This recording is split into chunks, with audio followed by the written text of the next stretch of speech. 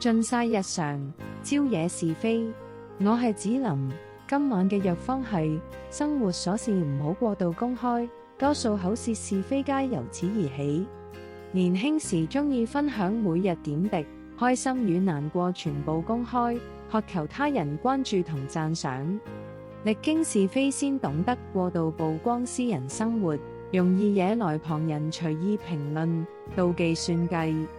若你習慣隨意發佈日常動態，就要學會低調，仲要經歷悄悄度過，唔好張揚。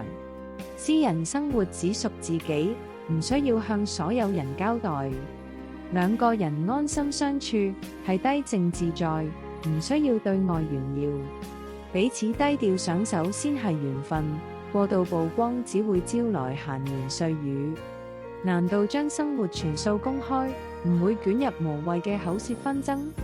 我係子琳，低調度日，遠離閒言，點個訂閱，願你從此百毒不侵。